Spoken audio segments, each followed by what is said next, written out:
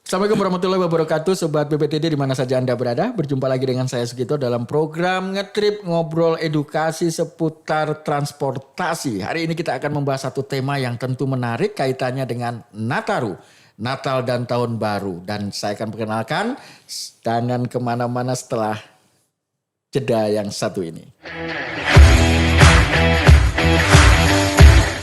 Ya, Sobat BPTD, hari ini podcast BPTD di lantai 2 gedung BPTD Jalan Patimura sudah hadir narasumber, tentu kaitannya yang ngurusi transportasi lalu lintas.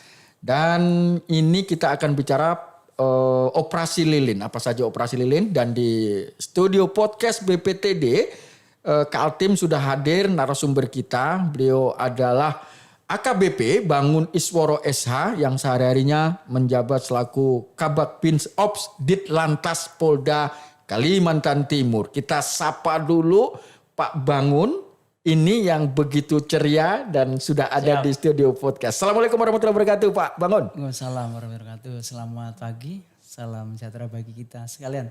Halo Sobat BPTD. Ya, sehat walafiat ya Pak Bangun. Alhamdulillah. Ya, kalau ngurusi masyarakat harus sehat ya Pak ya.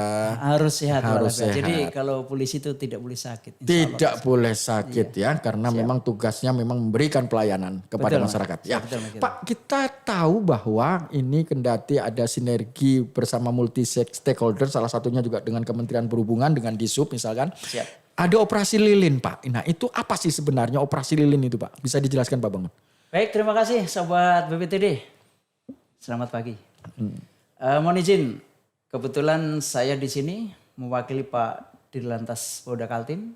Saya AKBP Bangun Isworo Sarjana Hukum untuk sehari-hari bertindak sebagai Kabak Bin Ops Ditlantas Polda Kaltim.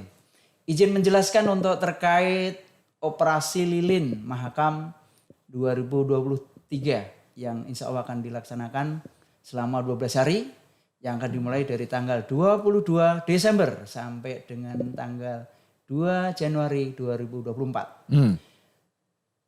Operasi Lilin Mahakam ini adalah operasi kemanusiaan yang bertujuan untuk memberikan keamanan ya, dan kenyamanan kepada masyarakat yang akan melaksanakan kegiatan Natal dan Tahun Baru, termasuk kegiatan mudik maupun balik, keluar dari Kaltim dan kembali ke Kaltim dengan aman, nyaman dan selamat. Oke. Demikian. Jadi tujuan daripada operasi lilin adalah untuk memberikan keamanan dan kenyamanan bagi masyarakat Kalimantan Timur. Oke. Demikian Mas ya. Pak, kalau kita melihat operasi lilin ini kan juga sudah memproteksi dan memberikan rasa aman dan nyaman masyarakat untuk menjalani Natal dan Tahun Baru. Nah, apa saja Pak yang dilakukan? Tampaknya kan ada poskonya pelayanan, posko pengamanan. Nah, itu akan ditempatkan di mana saja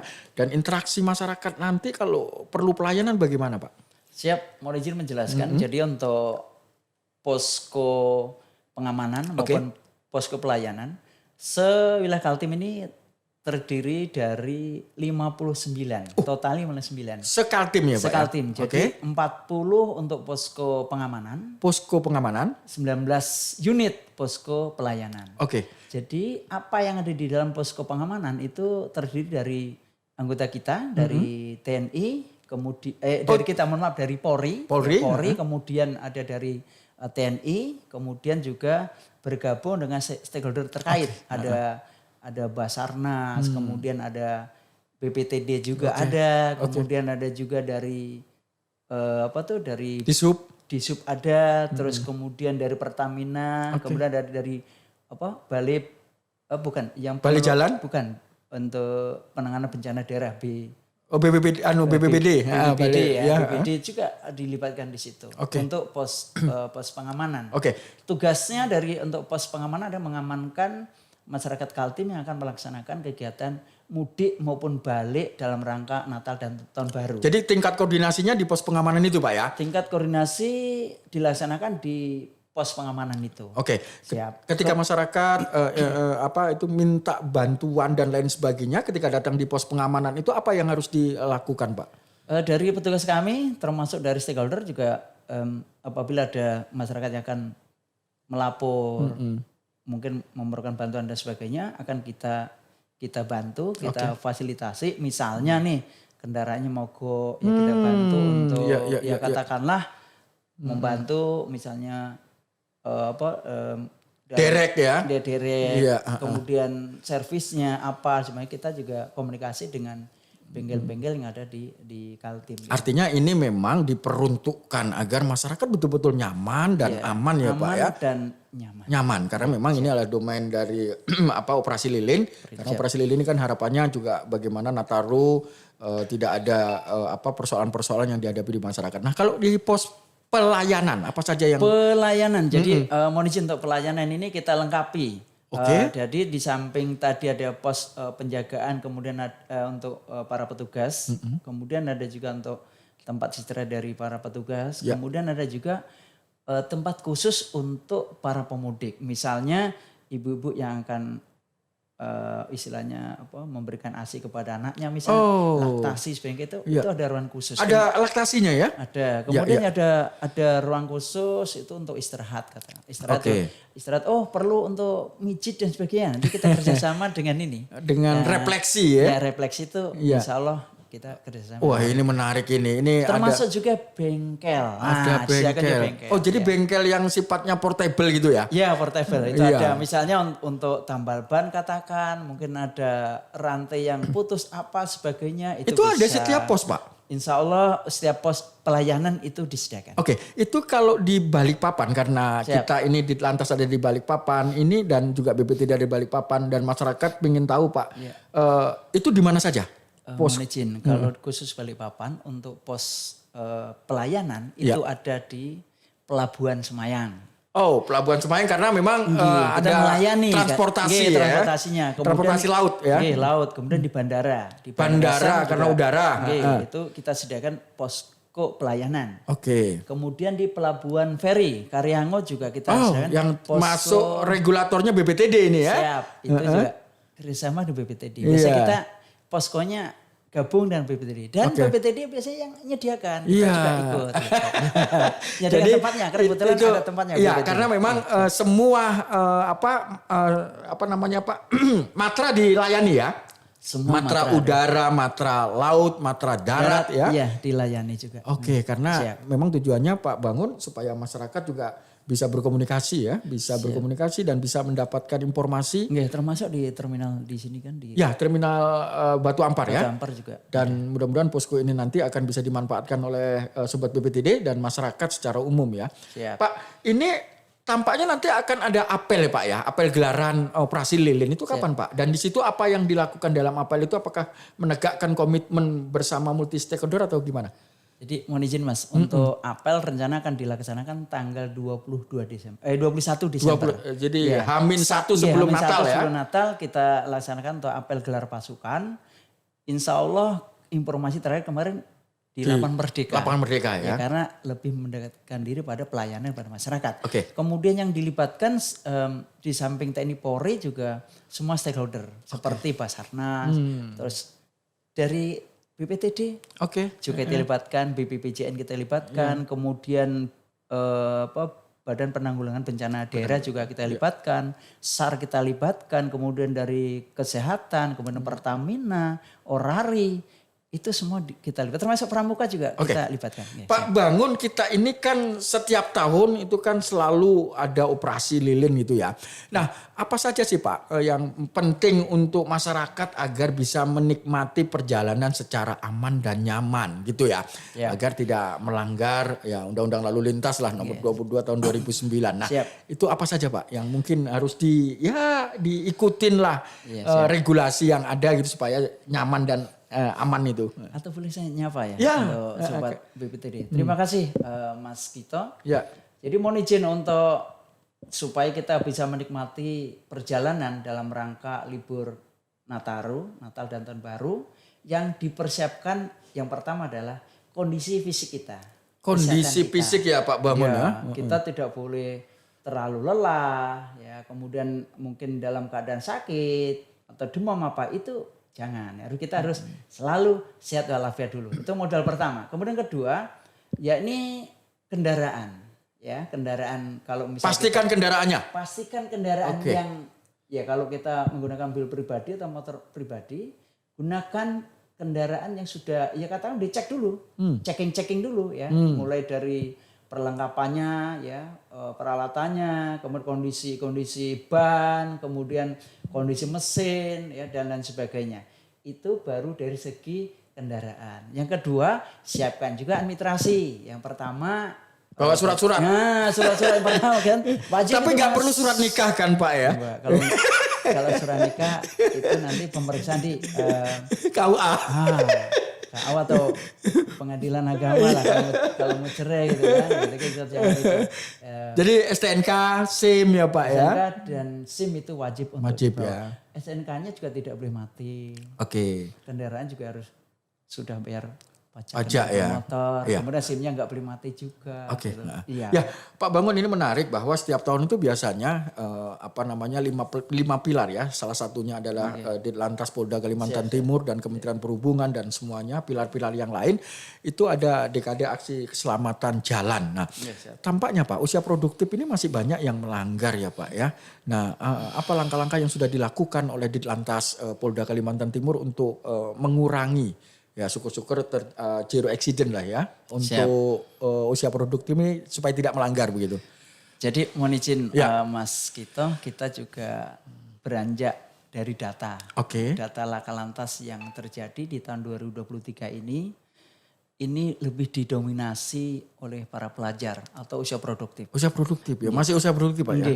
Itu sampai MD Pak meninggal dunia? Meninggal dunia. Meninggal dunia, kemudian juga ada yang mungkin ada luka berat dan sebagainya, itu didominasi oleh pelajar maupun mahasiswa.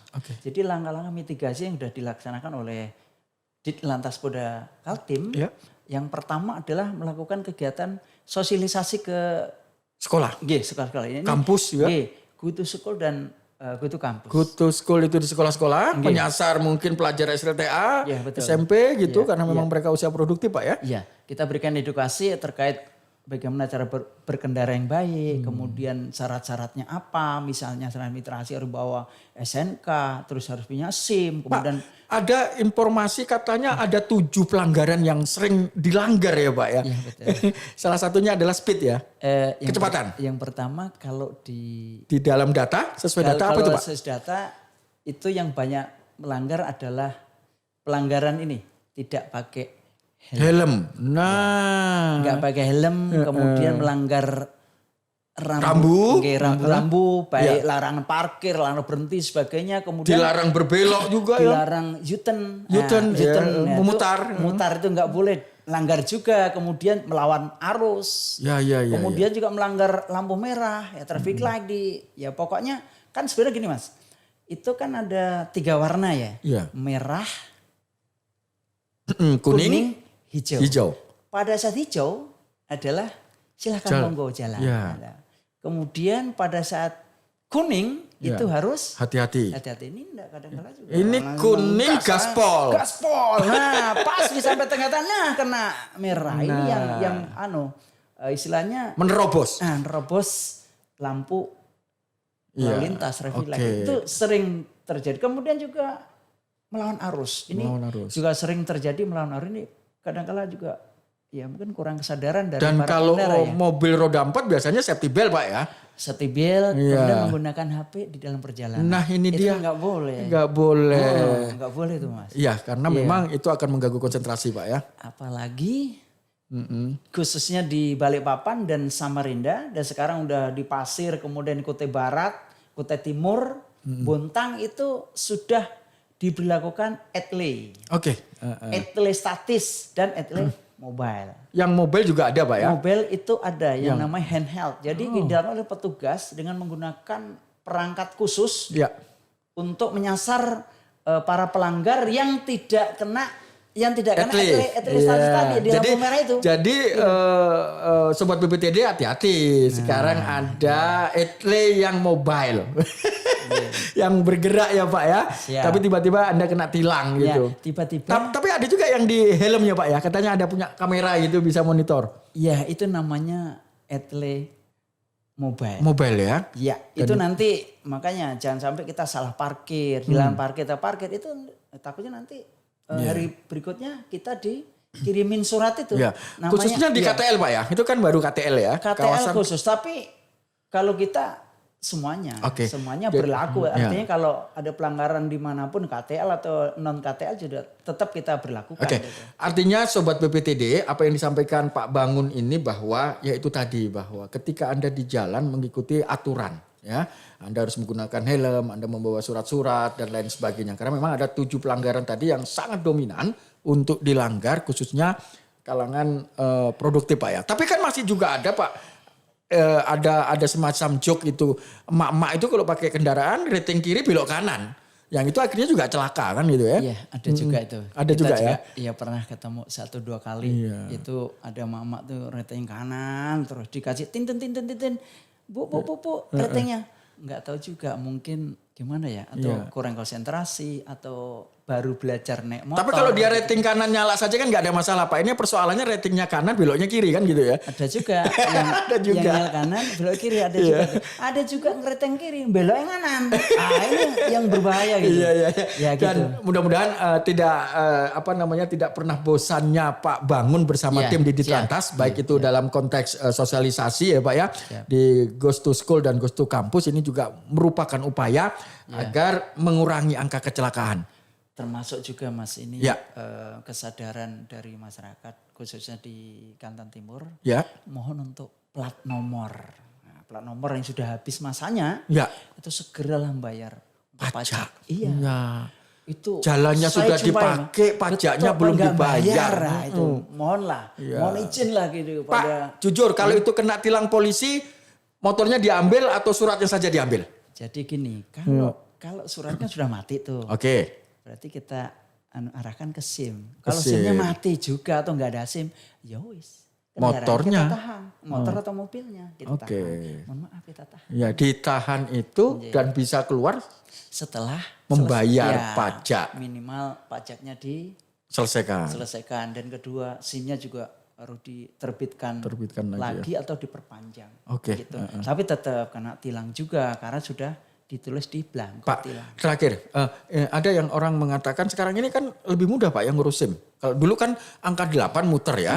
Angka 8 muter. Mungkin Rossi aja susah itu Pak. Sekarang letter S. Letter S. Nah sekarang sebenarnya lebih mudah ya Pak ya. Lebih mudah dan lebih gampang. Dan insya Allah. Kalau gagal Pak? Gagal kan ada kesempatan. Ada kesempatan? Sampai 3 kali kita berikan kesempatan. Gagal terus? Lagi masih ada lagi. Ada lagi ya. Iya, tapi jadi, kan nanti ada sikap bijak Pak polisi lah ya Pak ya Pak. Siap. Yang penting sudah ngikutin tes dan ngikutin praktek. Yang jelas kalau gagal itu kan kita ada yang namanya bimbingan lagi. Bimbingannya gratis kok. Bimbingan gratis. Ya di tempat itu juga. Dan huruf S itu kan tidak terlalu sulit seperti angka 8 ya Pak ya. Gampang ya. Dan itu bisa dicapai oleh. Insya Allah sekarang nih untuk para pemula pun banyak yang lulus kok. Ya Pak, terakhir Pak, ini mungkin dalam kaitan operasi lilin, manfaatkanlah posko itu, manfaatkanlah pos pengamanan dan pos pelayanan. Karena ada 50 lebih dan 19 pos pelayanan ada 59 ya Sobat BPTD, dan ada 19 posko pelayanan yang bisa dimanfaatkan. Dan tadi saya yang penting ada bengkel dan tukang pijitnya. Refleksi. Boleh sebelum kita ini kita mungkin closing statement dari Siap.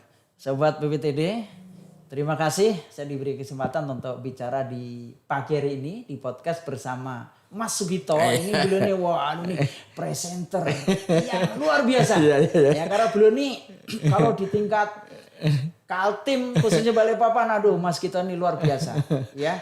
Luar biasa sekali beliau. Jadi mohon izin saya titip dalam rangka Nataru, kebetulan jalan-jalan di Kaltim ini kan naik turun, belok kanan, belok kiri. Belok kanannya cuma satu ya, kanan dan kiri. Nah itu aja kan. Tapi luar biasa di Kaltim. Mohon izin kepada Sobat BPTD, tolong berhati-hati. Ya, khususnya menggunakan roda 2 dan roda 4. Hati-hati wes pokoknya.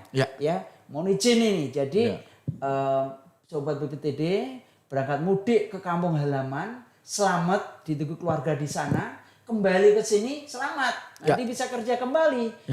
Yang penting adalah siapkan semuanya, siapkan kondisi fisik dari pengendara, siapkan kendaraannya, siapkan administrasinya, dan hati-hati fokus di jalan. Kalau ngantuk, berhenti dulu. Ya, berhenti dulu, istirahat. Ya, merem lah 5 menit atau 10 menit. Jangan dipaksakan. Jangan terlalu buru-buru dan jangan terlalu nafsu mau sampai di tempat tujuan karena besok mau merayakan Natal, merayakan Tahun Baru. Ini hati-hati. Ya, karena kontur jalan di Kalimantan Timur itu berbelok-belok, turun dan naik, itu sangat berbahaya. Demikian. Terima kasih Sobat BPTD. Ya, makasih Pak, karena memang sering terjadi kecelakaan itu ada yang disebut microslip ya Pak, ya, tertidur sesaat. Beberapa detik. 1 detik. 1 detik bisa celaka. Dan Bisa mudah-mudahan ini tadi pesan Pak Bangun, semua para driver ya yang akan menggunakan roda 4 dan roda 2, tentu kalau ngantuk tidurlah ya. Pengalaman sedikit. Pengalaman, Kemarin ya. pengalaman saya bersama driver saya. Ini kebetulan drivernya mungkin ngantuk. Nggak tahu apa kenapa. Ini untungnya di jalan dalam kota. Jadi ada median jalan agak tinggi. Ini nabrak. Jadi pas jalan saya lagi HP jawab dari perintah pimpinan. Dek, kenapa dek? Siap Om Dan, ngantuk. Ya Allah. Untungnya pelan-pelan dalam kota, 40 km per jam. Nah, kalau lebih dari itu, kalau 100 ya Pak ya. Dan mudah-mudahan ini menjadi penting bagi Sobat PPTD karena apapun yang disampaikan Pak Bangun dari Ditlantas Polda Kalimantan Timur, ini tujuannya adalah untuk aman dan nyaman. Dan ingatlah keluarga Anda di rumah. Kalau Anda menggunakan kendaraan karena tentu saja akan menunggu, apalagi mau berlibur ke daerah tertentu dan menggunakan sarana transportasi baik itu darat, laut, dan udara. Yang paling penting apa pesan-pesan Pak AKBP Bangun Isworo SH ini selaku Kabag Binsob Ditlantas Polda Kaltim sangat diperlukan. Dan paling penting adalah para usia produktif harus selalu aman dan nyaman di jalan, ikuti regulasi, ikutin ketentuan, kendaraannya baik, dan termasuk adalah fisik Anda harus maksimal. Ada joke yang disebutkan lebih bagus meninggal dalam jalan yang lurus daripada aspal yang mulus. Yang terpenting 1, hati-hati ya. Oke. Hati-hati. Oke. Ya. Pak Bangun, terima kasih. Ingin rasanya kita akan berbincang sampai subuh gitu. Ya. Saya pengennya sampai besok. Sampai besok. Tapi karena memang waktu Sobat BPTD, tapi yang sedikit ini sangat penting untuk Anda. Apalagi operasi lilin akan digerakkan mulai tanggal 22 sampai 2 Januari. Dan di dalamnya ada Ditlantas dan multi stakeholder dan apelnya pada tanggal 21. Terakhir Mas. Terakhir. Kalau ada kegiatan podcast lagi, saya siap diundang. Iya. Ya, baik, terima kasih ya Pak Bangun. Siap, makasih, dan mudah-mudahan sehat selalu. Siap. Dan bisa memberikan pelayanan dan pengamanan di jalan untuk kepentingan masyarakat, khususnya Nataru. Siap, ya. amin. Demikian tadi Sobat BPTD, bincang kami dengan Bapak AKBP Bangun Isworo SH, Kabag Binsob Ditlantas Polda Kaltim. Bapak ini bekerjanya 25 jam. Kalau dalam satu hari 24 jam, beliau 25 jam karena begitu sibuknya harus mengatur jalanan dan juga lalu lintas di jalan. Serta menjalankan tugas-tugas dari pimpinan khususnya Bapak Kapolda Kalimantan Timur agar Nataru ini berjalan aman dan lancar dan masyarakat bisa menikmati Nataru itu dengan aman dan lancar. Saya Sugito dan Pak Bangun mengucapkan terima kasih. Dan kita akan berjumpa lagi pada podcast berikutnya dengan tema-tema yang lebih menarik. Akhirul kalam, Assalamualaikum warahmatullahi wabarakatuh. Waalaikumsalam warahmatullahi wabarakatuh. Terima kasih Sobat.